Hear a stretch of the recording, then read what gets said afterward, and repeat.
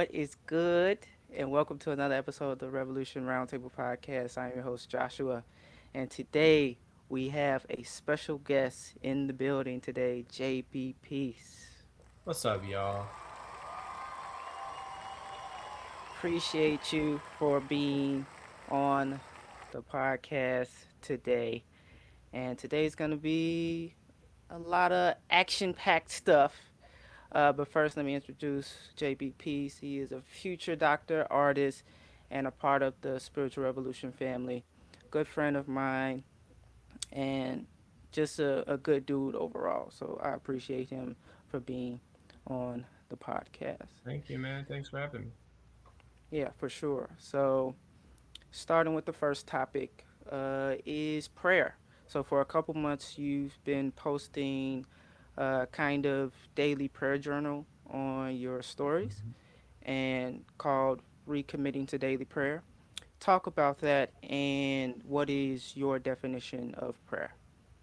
Sure. Yeah, so like you mentioned, I've been posting on my Instagram stories. Today is actually the 100th day of me posting on these stories and with the title Recommitting to Daily Prayer, like you said. As far as my definition of prayer is concerned, I think prayer, I like to define it as a conversation with God that gives us an opportunity to do three basic things. It allows us to connect and grow in relationship with God. It allows us to learn more about God, and it allows us to make our requests known to God. And so I think those three really make up a large portion of what prayer is as far as building our relationship with God, getting closer, learning more God is, and even hearing from God through prayer, and sharing the desires and thoughts of our hearts in prayer with God. And so those things are big parts of prayer. Prayer is done individually, it's done in groups, it's done in public, it's done in private, and it can happen all the time. And one of the cool things about it gives us a direct line to God to share what's on our heart. Absolutely. I definitely agree that prayer is communication with God and it's a way that God can reveal yourself to you. And in that aspect, it should be important to the Christian. And what are some other aspects that make prayer important in the Christian life? Yeah, sure. A lot of Christians would agree that we need prayer, and not always we're not always able to articulate where that need comes from. But it is important. It's important. It's necessary. It's vital to being a Christian. I think prayer is one of the tools that we have in our arsenal as Christians. Give us access to God and all that we offer. Things like praying about the things that concern us, and God entering in those situations and delivering blessings. Sharing our hurt and our pain and our confusion with and God depositing peace inside of us. I think prayer is so important because it allows us to connect with God, the giver of all of the spiritually sustaining things that we need. But in other senses, it's important because it gives us guidance. I'm saying a lot of gives here. God can give us peace, or God can give us blessings, or give us guidance through prayer. And that is a crucial aspect of how important prayer is because by not intentionally prioritizing prayer, by not making it a priority in our lives, and by not making time for it, we're depriving ourselves of a lot of the things that that God has to give to us. But even more importantly, by depriving ourselves of prayer, essentially starving our spirit that is in desperate need of connection with God, our spirit that is longing for that relationship. And just like your body won't be feeling right if you're not eating or if you're not drinking, when you're not praying, you're not feeding your spirit. You're not feeding that part of you that is intricately tied to God. And that'll just mess up life.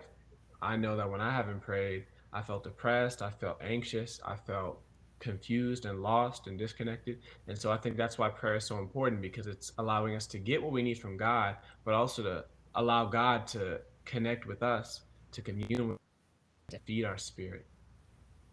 Absolutely. And the Bible says that We pray to God the Father, and when we ask, we will receive. And I think that's another aspect of why prayer is important for a Christian, because God gives us what we need, and 9 times out of 10, He gives us what we ask for.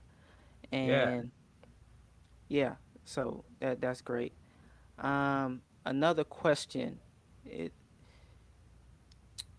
I know a lot of young believers who kind of do prayer more like a routine rather than a need. Hmm.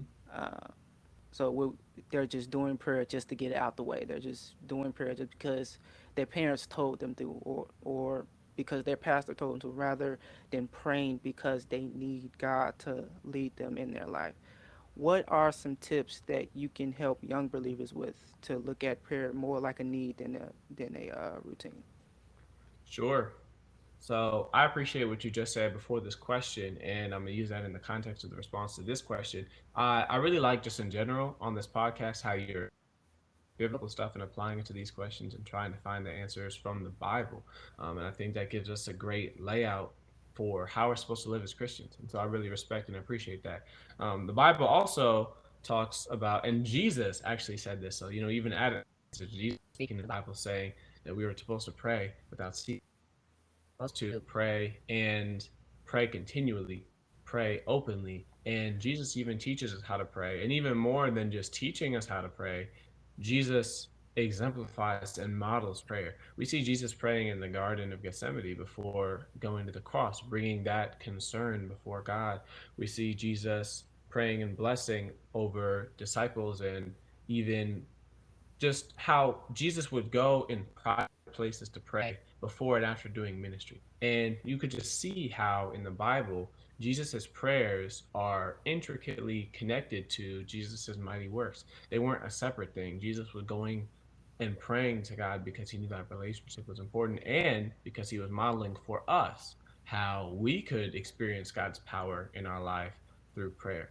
Um, as far as making it a need and not a routine, when I was thinking about this question that you just posed, it reminded me of watering plants. So I've been growing a lot of plants for a couple of years now, and some of them have been and are doing very well, and some of them are not with us anymore. They've gone to be with the Lord.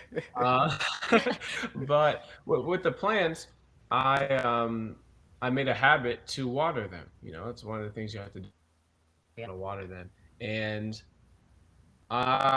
you could sort of say it's a routine every week on Fridays. I remember if it's Friday morning, all right, I got to water these plants, and some of these plants need to be watered every other week. So I'll skip a week for some. And that's in essence a routine because I'm doing it at the same time every week. Um, but if I don't do it, then my plants will die, will be compromised. And in that sense, it's a need because even if I don't water the plants on Friday morning, but I remember Friday afternoon or Friday evening or Saturday, or if I know I won't be able to water them on Friday and so I make an adjustment and do it on Thursday, I'm abandoning the routine because I recognize the need, right? And when it comes to prayer, a lot of people, including myself, advocate for morning because you're fresh, your spirit is ready to receive from God, you're free of a lot of the daily distractions, and you have the time. And in that sense, making a routine is extremely beneficial. It helps us establish spiritual rhythms, and it helps make sure that the prayer doesn't get missed. However, maintaining a routine is difficult. Yeah. There are weeks when I've gone without watering the plants, and there are days were occupied and I just didn't get to praying. Um, Even with my posts, sometimes I'd pray and not post. And with that being a part of my outreach and ministry, I'd know that my routine is sometimes shifting in that area. But because I recognize my own spiritual need and the spiritual need of others looking for inspiration in their own prayer walk, it helps me push through and continue in prayer, in sowing into other people's lives in a positive way, to do that even when I'm not necessarily on a schedule. And so the routine is important, but the routine, when we miss it, we still go back to that activity of prayer because of the understanding of how much prayer is necessary and how prayer is a need. And so we sort of talked about how prayer is important, and seeing prayer in that light helps us to keep going, keep pushing in daily prayer. Yeah, I agree. And for some reason, this illustration came to mind when you brought up plants. So when we read the Bible, we're taking in spiritual food, and for plants that may be soil or or water. And for some reason, this came to mind. Prayer is the sunlight coming to the plant. So we need daily devotion in reading, and we need daily devotion in prayer because it is the food and the sunlight we need to survive in our spiritual lives. And I don't know why that just came to me, but I mean, yeah, just like the sunlight, you need prayer every day. yeah, And so I like the analogy. yeah. So last question on this topic is, what is a practical way for someone to recommit to prayer? For like someone who's fallen off or someone who's just starting to pray. It's a great question.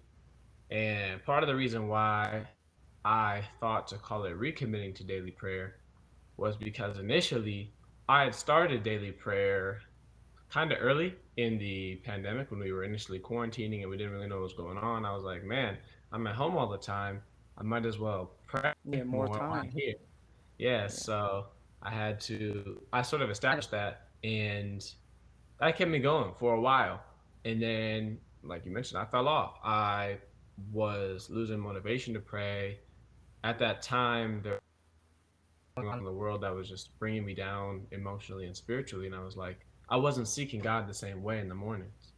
And while I did notice, and I noticed that affecting different parts of my life, my spiritual life, my music, it, when I wasn't praying, life just felt.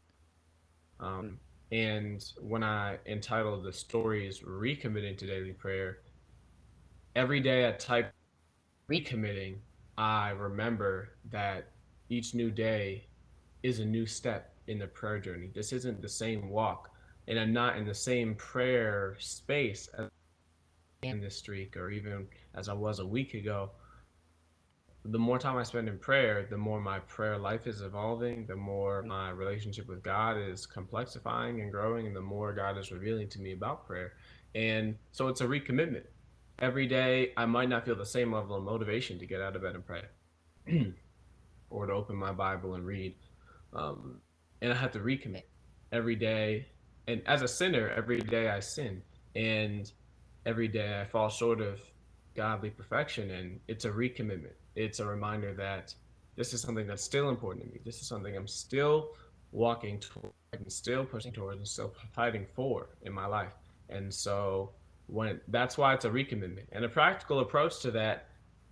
I think it's in large part enhanced by that mindset that this is a recommitment. Even if yesterday wasn't as prayerful as I would have wanted, I'm recommitting today. And even That's if yesterday was fantastic, I won't let that stop me from recommitting again today. And establishing a morning rhythm is great. Some people don't feel like praying in the morning. And there's a degree in which you can push through and still get a lot from prayer in the morning, but some people might prefer to pray at lunchtime. Pray when you get home from school or from work. I used to do that when I was in school, back in high school. Pray before you go to bed. Whenever you can find a consistent time, and even if it's inconsistent and you feel like you're in, just pray then. And every time see it as a recommitment, as a door opening, as an opportunity to connect with God in the new way, to different, and to take a step forward in your ever changing journey in prayer. And so I think that's how you can recommit and how you can establish prayer as an integral part of your daily life. Yeah, absolutely. Recommitting to prayer. That was great. We'll be right back after this.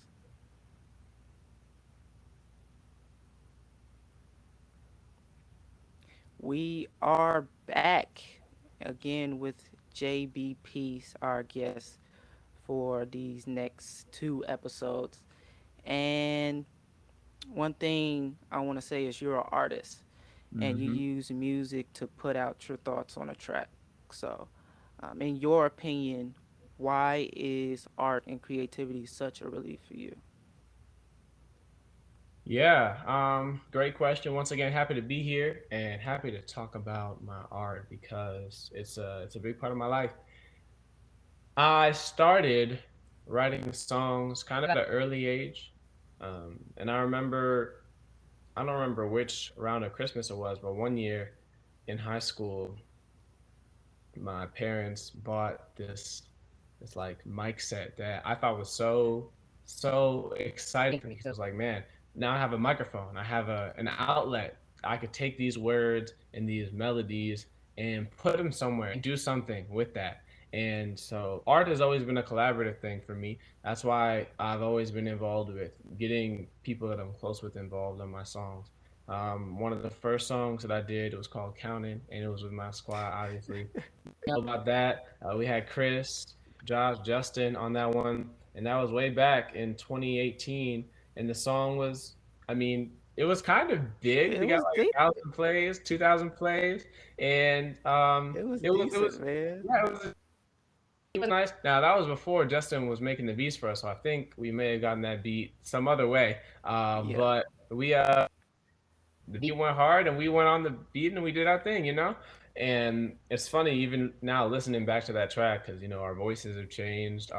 For those of us who are still writing songs, like my rap style is not at all the same as it was back then, but it was just a fun thing to be able to express myself in a way that people could listen to and appreciate. And that's sort of how it started, being able to express myself in a way that people could listen to it and appreciate, and to do so with my friends because it was just really fun to do it in a collaborative way. Um, and I take that collaboration to me to this day. That's still a part of the music I do, and even now as I'm doing, I'm trying to always have Justin there with my performances because he just adds a lot by being there and even being on stage with me and hyping me and just being a part of the music experience beginning to end. And he's still making all my beats, and we're tied together in that. Even beyond that, I'm working on a track. Really, maybe I should have posted this track a while ago, but I've been working on this track with a lot of people that I'm close with in the sort of Chicagoland area, and we're just collabing as creatives and bringing our own style to the song. And hopefully, I'm gonna be able to put that out as something fun that we were able to do. And I just think that's why creativity is such an outlet for me because I get to do what I want, which is express myself through music, and I'm able to do it in a way that people can appreciate it and hear it and promote it and share it with the people that are close to me, with people who appreciate art in a similar way and people who find it important. Last thing I'll say, I think a lot of my songs and even entire projects have come out of different emotional places. And with my rap name JB Positive Music, it's a little misleading sometimes because not all of my songs leave you with a positive feeling, or not all of them put you in a happy place. My project Juneteenth that I put out last year was a project really centering in on racial violence, racial injustice, and police brutality in this country.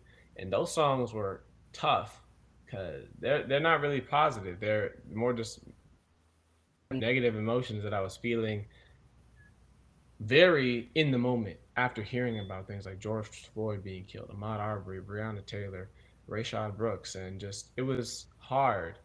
Those emotions were hard to process, and writing was a part of my process. And so that was where a lot of those songs came from. And a lot of just to give the process, a lot of times I'll find an emotion that I'm feeling, and I'll just really dive into that emotion. If it's sadness, I'm wondering where is it coming from? Why am I feeling this way? If it's anger, I'm trying to understand myself.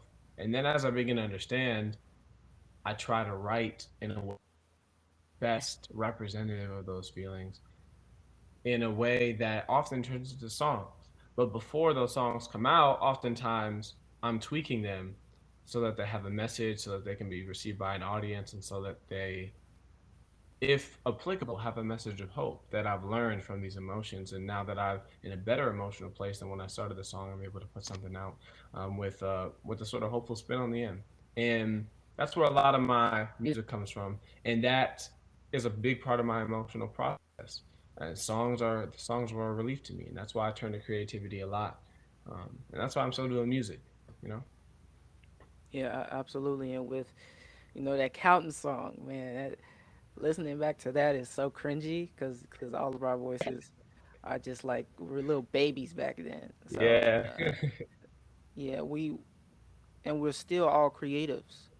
I'm a poet. I post my poems every now and then. Hmm. Um, and God created us creative beings.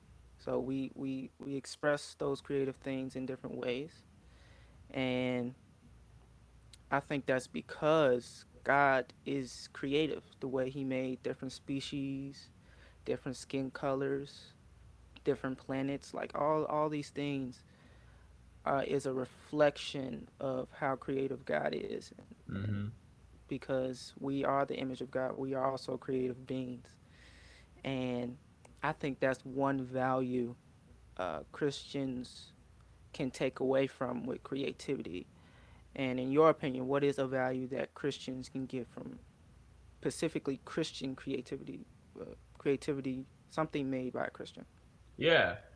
Before I answer that question, can I offer some thoughts on, God's creation and like the diversity Absolutely. in that? Yeah. So I think that's a really dope point that you brought up, and I wanted to expand upon my thoughts on that. Um, Man, even just in college, I've just been seeing God's creativity on display. Like in my anatomy class, just learning about the intricacies of the body and how complex things like the brain are and the heart and everything. It's just like, God, you did all of this in me, in everybody around me. It's just dope to think about. And to even think that us as human beings, as organisms, we have the ability to create. We have the ability to see things and paint things and write things and tell stories. And I'm even just looking around in my room, I can see like 4 or 5 different examples of creativity, art, and just mine and other people's, just making things and trying things that are new to make visual and auditory and just musical and artistic experiences. And I think that's really dope. And I think we were made in God's image. And part of that aspect of God's image is the ability to create things and to think of ideas and bring them to being with God's grace. And I just think that's really dope.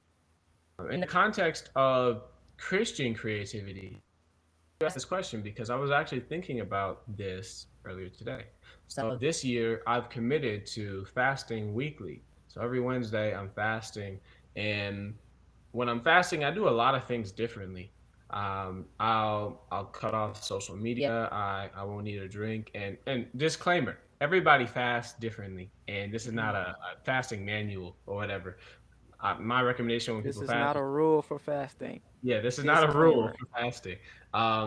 But when people are fasting is to seek God, to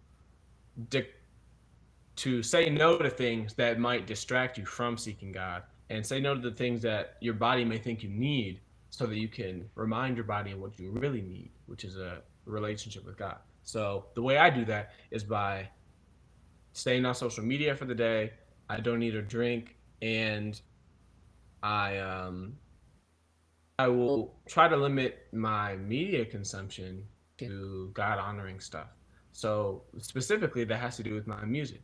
When I'm fasting, I usually listen to Christian music exclusively. So whether that be Christian hip hop or gospel music, contemporary music, usually Jesus centered, and throughout the fast, and that helps me keep my mind on God and not fill it with distractions that sometimes I'll think about when I'm listening to secular music.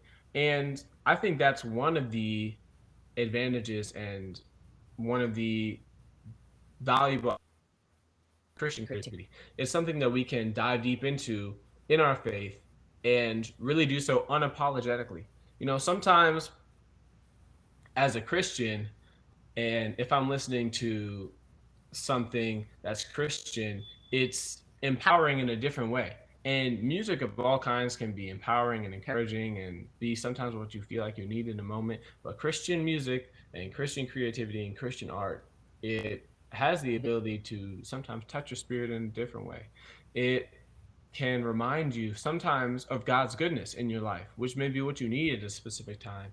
Christian music is great for that, and Christian creativity allows us to walk in God's gift and walk in God's purpose for our lives. And I think that makes people that God have actually called to be creatives in their profession, whether it be through songwriting or musical ability or painting or poetry, they're them acting in God's gift, that their art is influencing generations and encouraging people in their low points, people, Christians and not Christians, and bringing that message of good news through hope and art. And it's just a really powerful thing, a really valuable thing as a Christian. And even as someone who's not a Christian, just hearing that good news and hearing that message is really encouraging. And so I think that's part of the reason why Christian creativity is so valuable. Yeah, absolutely. And the mission for spiritual revolution is to make art that touches the soul and transform the spirit. And I think you hit it right on the nail right there. Christian creativity with JB Peace. We'll be right back after this.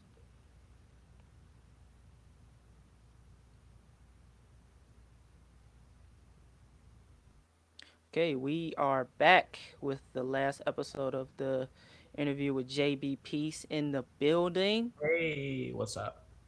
Yes, sir. So today, last topic for today, kind of a tough topic, but uh, We ready for the it tough needs time? to be, yeah, it needs to be addressed. So social justice is a big issue in today's society. A Hmm. lot of people are wondering whether to fight for justice or to just preach the gospel.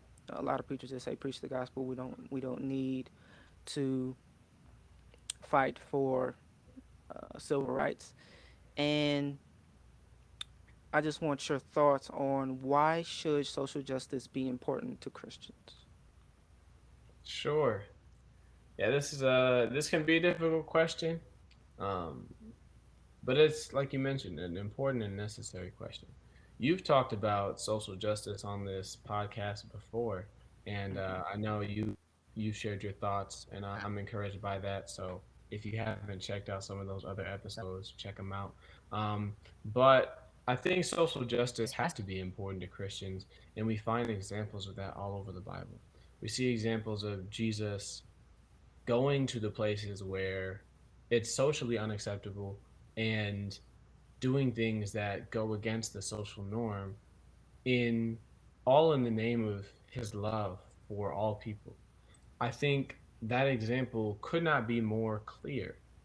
As a Christian, we are taught by Jesus to love. And I don't think any Christian would disagree that love is a central theme of the Bible, of Jesus' ministry, and it's a central part of how we're supposed to live our lives. That love sometimes is not extended to all aspects of humanity or to even all people.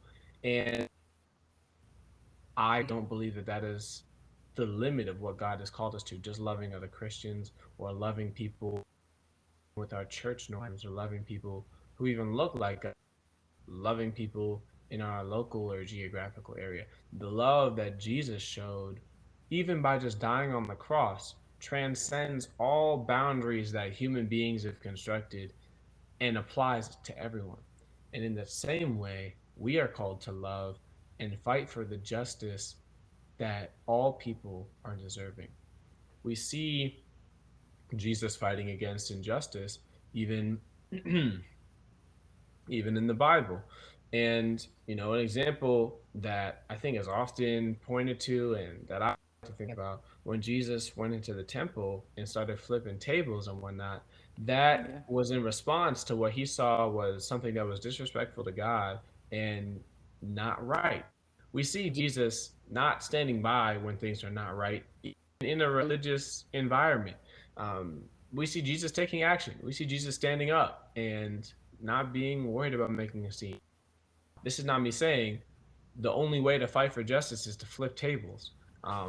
But we have to understand that Jesus's ministry was not limited to raising the sick or healing the sick and raising the dead, making food for people and dying on the cross and forgiving our sins. Jesus taught a message of love and was a proponent of justice. We even see Jesus talking about in the loving your neighbor. parable of the Samaritan, right? Where the person gets robbed and left for dead, and the priest walks by and doesn't help him, and the Samaritan does. We see there that love, once again, transcending racial and ethnic differences to help someone receive the help that they need and to experience justice after they had experienced injustice. This is a prime example of how Jesus wants us to love and how to live by extension. We're called to fight for justice to those who have been neglected by other people, sometimes even people in faith spaces. Not everyone who's a Christian is always confidently advocating for the needs of people who are marginalized and and as a side note, I've been talking about people as just people who are mistreated. I'm a black person, and I've people who, as black people in this country, we've experienced injustice, we've experienced violence, and violence that is discriminatory based on racial and ethnic lines, and that's not okay. We see in this country pervading issues, even in the healthcare field, as far as black Mm. people being diagnosed with diseases later and not receiving the treatment that they need on time, resulting in higher instances of death disproportionately in black populations. And that goes for diseases across the board: diabetes, cancer, heart disease. Black people should not be dying from these diseases disproportionately in a country with this level of medical ability. And that's a problem. As Absolutely. someone in the healthcare field, and as someone who's a Christian, and as someone who's a black person who lives in the demographic that's affected by this, I am called to fight against this injustice in the ways that I can. Bishop, a black man with a medical degree, understands Bishop this. Bishop Horace Earl Smith of Apostolic Faith Church, our Yeah, pastor. Bishop, and he is not one to shy away from social injustice issues and to talk Absolutely. about how we need to fight, we need to mobilize, we need to make noise and march and protest and call out injustice and work to innovate solutions so people aren't suffering long term. And that's an issue that should be important to us as Christians, and it should be important to us as human beings. If people who aren't Christian are able to open their eyes and recognize this is wrong, this is unjust, without the without even the Bible as a reference for right and wrong, we as God's people who understand God's heart for the people who are mistreated and the people who are even enslaved, God's people, the Israelites enslaved in Bible times, we see God's love for them. And we should translate that love into our lives. We should take that and use it to fight injustice and to do good as Christians, as human beings, as people made in God's image. And we should be able to see that image of God in others and fight for them. Yeah, and social justice is not just a leftist agenda. Some people may say. Some people think, "Oh, you're just complaining. Pull up from your bootstraps." You know, in one of my previous episodes, I talked about Tulsa and how, you know, white mobs tore down one of the wealthiest black communities in the country, Mm-hmm. and that history has been hidden, and that action of them burning down that community and them hiding that from history books is an injustice, and it needs to be called out. And one question, I had a conversation with a young person. Well, I am a young person, but a person younger than me. Um, and he asked me, if there is a just God, why does a unjust world exist? And I kind of paused because that's a hard question to answer to a black young person. So you you don't have to answer to the best of your ability, because that's a hard question. But what would you say to that young person who says, if there's a just God, why does an unjust world exist? Sure. I will answer to the best of my ability. It may not be a perfect answer, but I'll give you the best that I got. My Okay. roommate asked me a similar question freshman year of college, and he was not a Christian, and I think we had recently heard about some tsunami killing lots of people, some in a country, I believe it was an Asian country, but I don't remember the country. And he was looking at this and asking me, why does, if there is a God who is just and loving, why does this happen? Why are good people, why are bad things happening to good people? And by extension, if God is loving, why did bad things happen to good people? If God is good, why do bad things happen to good people? If God is just, why does injustice exist and why is it on such rampant display in this world? Right? It's a question that should give all of us pause. If anyone immediately knows the answer, they should write a book and sell it and teach and be set. Because this is a hard question. This is a hard Yeah. question. And understanding the complexities of God is something that I will not act like I do. I don't understand all of God and I don't understand the decisions that God makes. But the we do find some level of context in the Bible that helps us understand the injustice in our world. And whenever I talk about this and whenever I try to explain this answer, it always in my mind ties back to sin. Um, Back in the Garden of Eden, when we had Adam and Eve introduce sin into the lives of human beings, after being tempted, the earth and human beings were never the same. We see that human beings have been capable of injustice long before our time. We even see in the days of Noah, humankind was so messed up that God was like, nah, we're not doing this anymore. I'm wiping this out to a level of even regret by God. Not saying that God made a mistake, but God's heart being heavy with the reality of evil of human beings, the evil that we're capable of.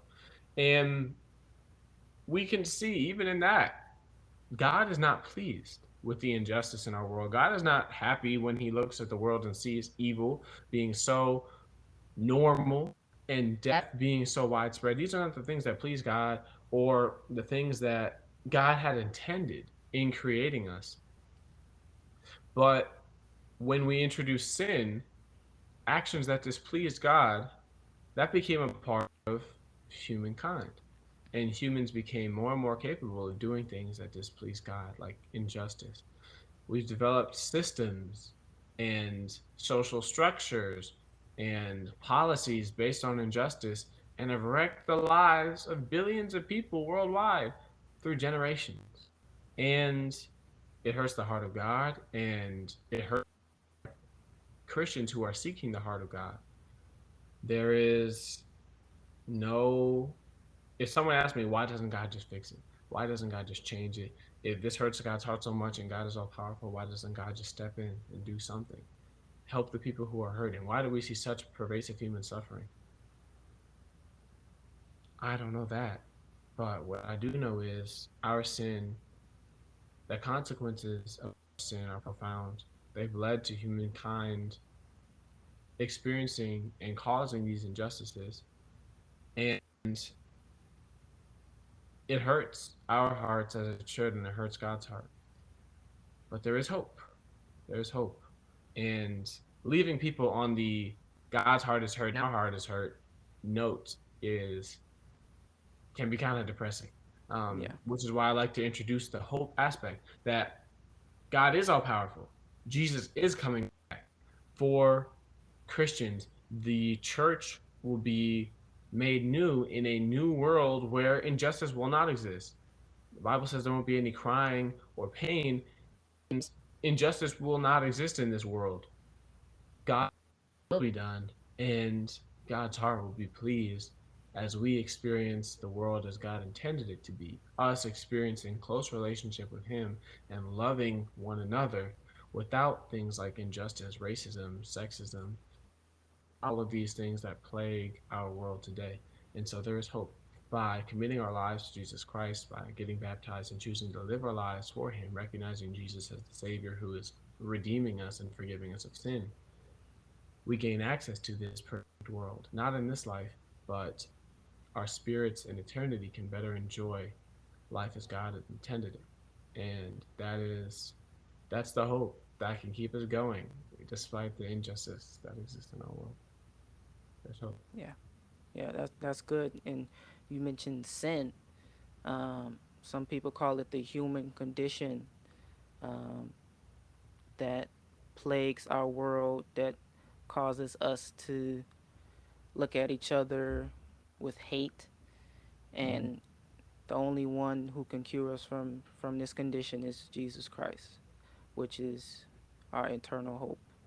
And yeah, that was great. So last question before we go, Mhm. I'm gonna start asking this question for all the guests who come. What does it mean to be a revolutionary? To be a revolutionary.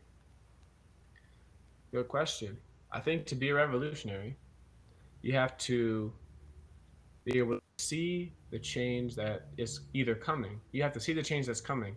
And if the change is not coming, you need to see the change that needs, embrace that change and fight for it. And using whatever gifts and talents you have. You have to see the change that needs to come or the change that's coming. You have to embrace that change and fight for it with all you got. That's a revolutionary. Yeah, that was great. So thank you, JB, for being a part of this podcast. For sure. And Thanks you for have a having me. song coming out soon. Yeah. Share some details about that, the title, when it might come out. Yeah. So I got this song. It's called Freedom. I wrote it. It's sort of a celebration of Juneteenth, with it being that season, and just celebrating the things that God has done, the freedom that we can experience. It's sort of a fun call and response song. And as I've performances, the song has just been a hit with different audiences. And so check it out on SoundCloud at JB Positive Music. You can also catch a lot of the songs that I post on Instagram at jb.peace. And I'm just going to keep doing the positive music as long as God gives. So thanks. For sure. And thank you for tuning in to another podcast episode of Revolution Roundtable. I am Joshua. This was JB. Grace and peace.